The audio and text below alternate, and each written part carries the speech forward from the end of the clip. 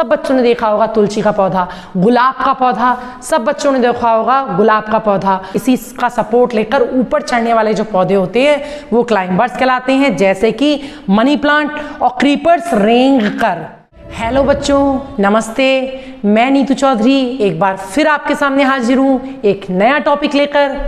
पिछली वीडियो में मैंने आपको पढ़ाया था सजीव व निर्जीव वस्तुएं, living and non living things. Living things क्या हैं? प्लांट्स भी हैं, एनिमल्स भी हैं, ये दोनों ही क्या हैं? हमारी लिविंग थिंग्स हैं। लेकिन आज जो हम पढ़ेंगे वो पढ़ेंगे पौधे, और वो भी कौन से पौधे? हमारे आसपास के पेड़ पौधे, प्लांट्स अराउंड अस। पौधे क्या हैं? प्लांट्स क्या होते हैं? आप अपने आसपास खेत, खलिहान, बाग, हरियाली देखते हैं।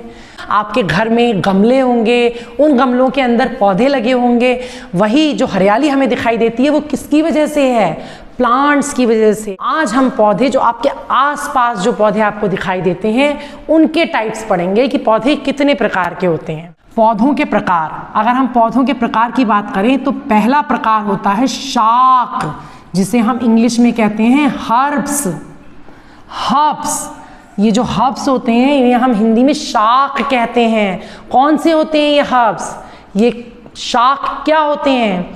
छोटे छोटे पौधे, जैसे धनिया का पौधा, पुदीना का पौधा, ये सब क्या है? ये सब हर्ब्स हैं। ये छोटे छोटे पौधे होते हैं जिनका तना हरा होता है और बहुत कमज़ोर होता है।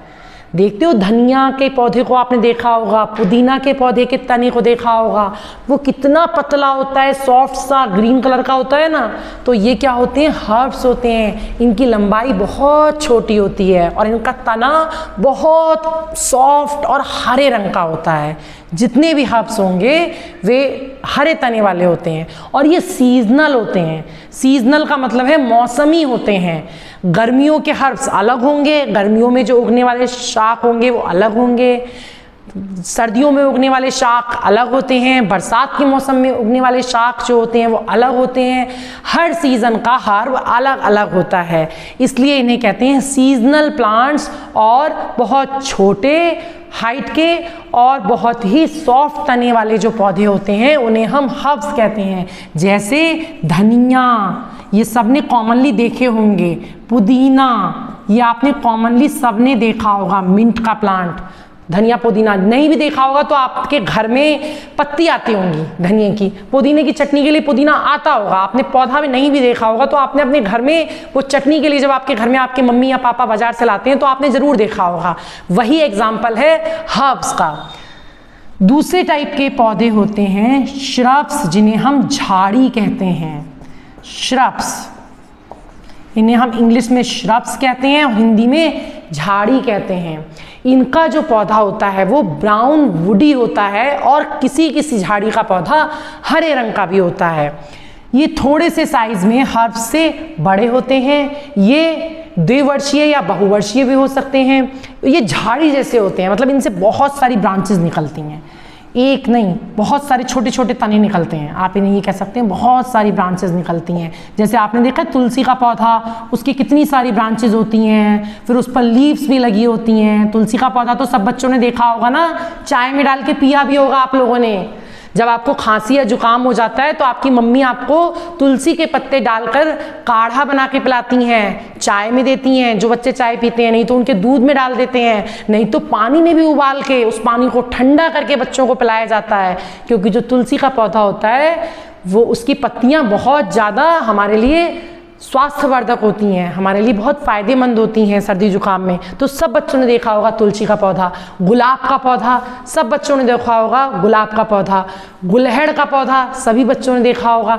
ये झाड़ी नुमा होते हैं, बहुत सारी ब्रांचेस निकलती हैं इनसे और ये झाड़ी जैसा, झाड़ी का रूप ले लेते हैं। इनकी हाइट हर्ब से थोड़ी ज़्यादा होती है, मतलब ये थोड़े लंबे होते हैं, तो ये श्रब्स कहलाते हैं।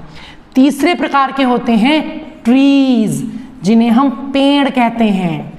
ट्रीज़, लंबे लंबे बड़े बड़े पौधे, जैसे बरगद का पेड़, पीपल का पेड़, नीम का पेड़, अमरूद का पेड़, आम का पेड़, यूकेलिप्टिस का पेड़। इनके तने मोटे मोटे होते हैं, वुडी होते हैं, लकड़ी वाले, हार्ड होते हैं एकदम। आप कभी आम के तने को ऐसे घूसा मारोगे, तोड़ सकते हो? एकदम से ऐसे तोड़ दोगे? नहीं तोड़ पाओगे ना, क्योंकि वो मजबूत है, वुडी होता है, बहुत ज़्यादा मजबूत तने पाए जाते हैं, मजबूत तने होते हैं इनके। और जब ये बहुत मोटे हो जाते हैं तने, ये बहुवर्षीय पौधे होते हैं, मतलब कई सालों तक जिंदा रहते हैं, और इनके जब साइज बढ़ता है, ग्रोथ होती है, तो इनके तने बहुत मोटे हो जाते हैं। जब इनके तने मोटे हो जाते हैं तो इनके तनों को हम ट्रंक कहते हैं। ऐसे पौधों के तने जब मोटे हो जाते हैं तो तने ट्रंक कहलाते हैं। तो पेड़ वो होते हैं जो बहुत हार्ड स्टेम जिनका होता है, और जो है बहुत सालों तक जिंदा भी रहते हैं, और साइज में बहुत लंबे लंबे होते हैं, उन्हें हम ट्रीज या पेड़ कहते हैं। चौथे होते हैं लताएं।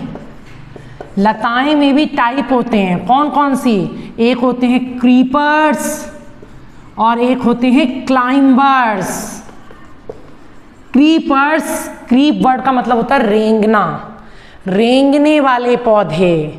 जैसे आपने देखा कद्दू का पौधा, तरबूज का पौधा, खरबूज का पौधा, ये सब रेंगते हैं। क्यों रेंगते हैं? इन पर भारी भारी फल आते हैं।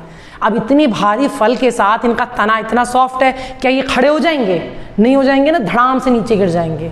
तो प्रकृति ने इनको बनाया ही ऐसा है कि ये क्रीपिंग कर करके आगे बढ़ते हैं। इनके भारी भारी फल होते हैं, ये अपना क्रीप करते रहते हैं, और जिस आधार इनको मिलता है उसी पर रेंगते हुए आगे बढ़ते रहते हैं। और एक होते हैं क्लाइंबर्स, जो किसी का सपोर्ट पाते हैं और सीधे चलते रहते हैं। जैसे मनी प्लांट का पौधा है, मनी प्लांट आप अपने घर में लगाते हैं बच्चों, गमले में आप देखते हैं, आप उस पर कोई मॉस स्टिक लगा देते हैं गमले में, या कोई लकड़ी या कोई सरिया या कोई डंडा लगा देते हैं, और आपकी मम्मी या पापा क्या करते हैं, उसके सहारे उस मनी प्लांट को खड़ा कर देते हैं, और मनी प्लांट ऊपर चढ़ती रहती है। वो होते हैं क्लाइंबर्स। या किसी दीवार के सहारे चढ़ते रहते हैं, वो होते हैं क्लाइंबर्स। ऊपर, क्लाइंबर वर्ड का मतलब ही है पर्वतारोही। पर्वत पर चढ़ने वालों को हम क्लाइंब कहते हैं। जैसे सीढ़ियों पे चढ़ना, क्लाइंब करना, ऊपर चढ़ने को हम क्लाइंब कहते हैं, उसी से बना है क्लाइंबर्स। तो आप ध्यान रखेंगे, जो ऊपर चढ़ने वाले, आधा किसी का सपोर्ट लेकर ऊपर चढ़ने वाले जो पौधे होते हैं वो क्लाइंबर्स कहलाते हैं। जैसे कि मनी प्लांट, और क्रीपर्स रेंग कर, जैसे कि कद्दू का पेड़, तरबूज का पेड़, खरबूज का पेड़, ये क्रीपिंग कर करके आगे बढ़ते हैं, रेंग रेंग कर बहुत फैल जाते हैं। आपने कभी शायद गांव में जितने बच्चे रहते हैं उन सब ने देखे होंगे कद्दू के पेड़, उन सब ने देखे होंगे लौकी के पेड़। ये सब रेंगते रेंगते जहाँ चढ़ेंगे वैसे चढ़ते चले जाएंगे, और इनके फल बहुत भारी भारी होते हैं, वो इस तरीके से लटकते रहते हैं। तो ये पेड़ पौधों के प्रकार हैं जो हम अपने आसपास देख रहे हैं। जब आप बड़ी क्लासेस में जाएंगे तो आप देखेंगे पौधों के तो बहुत सारे टाइप हैं, लेकिन हम यहाँ किसकी बात कर रहे हैं? जो हमें अपने आसपास साधारण पेड़ पौधे दिखाई दे रहे हैं। अब ये जो पौधे हैं, आपने देखा कि पौधे तो बहुत सारे प्रकार के हैं, ये बहुत ही ज़्यादा फायदेमंद हैं। हमें अपने पौधों को कभी भी बर्बाद नहीं करना चाहिए, उनको काटना नहीं चाहिए, पौधों की हमेशा सुरक्षा करनी चाहिए, क्योंकि ये सारे पौधे क्या हैं? ये एक प्रकार से प्राकृतिक ऑक्सीजन सिलेंडर है हमारे लिए।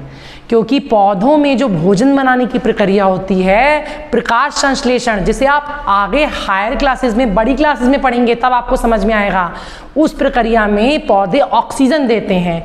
और मैंने आपको पिछली वीडियो में बताया था कि जितने भी सजीव होते हैं वो ब्रीथिंग करते हैं, सांस लेते हैं।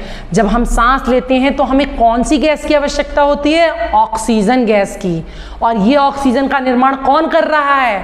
पौधे कर रहे हैं, प्लांट्स कर रहे हैं। तो इसीलिए प्लांट्स आधार हैं जीवन का। अगर प्लांट्स नहीं होंगे तो कोई भी सजीव ब्रीथिंग की प्रोसेस नहीं कर पाएगा, वो सांस नहीं ले पाएगा।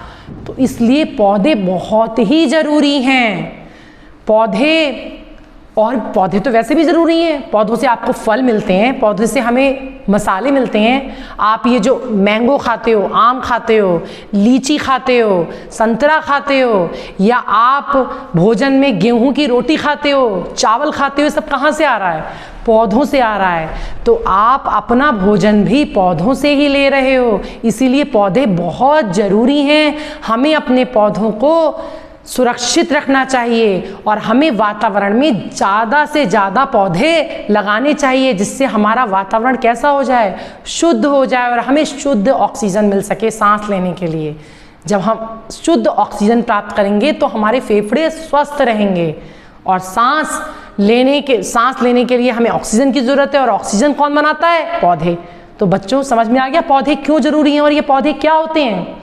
आई थिंक मुझे लगता है आपको मेरा टॉपिक अच्छी तरह क्लियर हो चुका है कि पौधे क्या होते हैं, आसपास जो पौधे पाए जाते हैं वो कितने प्रकार के होते हैं। आज शाम को जब आप लोग पार्क में टहलेंगे, जब आप अपने खेत खलिहानों में टहलेंगे, तो वहाँ पर पेड़ पौधों को ऑब्जर्व करिएगा और अपने आप छांटिएगा कौन सा हर्ब है, कौन सा शाख है, कौन सा श्रब है, मतलब कौन सा पौधा झाड़ी में आएगा और कौन सा पौधा ट्री है और कौन सा क्लाइंबर है, क्रीपर्स है। उनको ऑब्जर्व करिएगा, बहुत ध्यान से देखिएगा और अगली वीडियो में हम इसको और डिटेल में जानेंगे। लेकिन हाँ, इससे पहले सब्सक्राइब करना ना भूलें हमारा यूट्यूब चैनल बैकबेंचर्स 592। बच्चों तब तक के लिए मैं चलती हूँ, बाय।